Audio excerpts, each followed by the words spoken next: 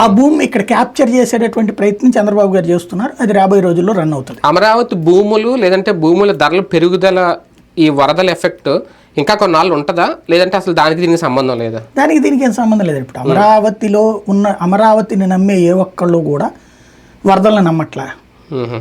అమరావతిని నమ్మేవాళ్ళు, నమ్మని వాళ్ళు ప్రతి ఒక్కళ్ళు వరదను ఒక సాగ్గా చూస్తారు. అంటే విజయవాడని గుంటూరుని అంతగా ఇప్పుడున్న పరిస్థితులు వేరుగా చూడలేం కదా, కన్స్ట్రక్షన్స్ అనేవి అక్కడ ఆగుతాయి ఆటోమేటిక్ గా ఈ వరద ప్రభావం. ఈ వేరు అప్పుడు అమరావతి దాని వల్ల బెనిఫిట్ అవుతుంది. యాక్చువల్గా ఇప్పుడు బెజవాడ గుంటూరు మునిగినప్పుడు అమరావతి అనుకుంటారు బెటర్ అని, కాకపోతే అమరావతిలో కూడా మునిగింది కాబట్టి నీళ్ళు వచ్చినాయి కాబట్టి సమస్య. కానీ దాని ఇంపాక్ట్ ఏమైంది, బెజవాడ గుంటూరులో ఉన్నటువంటి ఏదైతే ఈ నీళ్లు రాని ప్రాంతాల్లో రేట్లు పెరిగినాయి.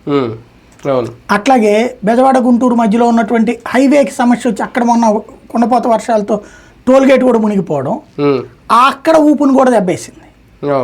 ఒక రకంగా ప్రకృతి కొట్టిన దెబ్బ కొంచెం ఆ స్పీడ్కి పరుగుకి కొంచెం స్లో చేసింది, స్పీడ్ బ్రేకర్ వేసింది.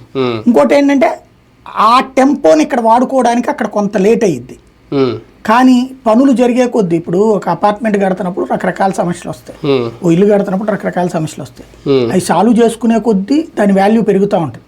మీరు అపార్ట్మెంట్ ఒకటి కడుతున్నప్పుడు స్టార్టింగ్ డేస్లో 50 లక్షలకి ఇస్తాడు, ఒక 5-6 కొనుక్కుంటారు, అడ్వాన్సే కడతారు వాళ్ళు. ఇది ఎప్పుడైతే తెలుస్తుందో ఇది ఫస్ట్ ఫేజ్ అవుతుండగానే గ్రౌండ్ ఫ్లోర్ అవ్వగానే 60 లక్షలకు పెరిగిపోద్ది. చిట్ట చివరికి కంప్లీట్ అయ్యేటప్పుడు 70 లక్షలు చెప్తాడు. అంటే సహజంగా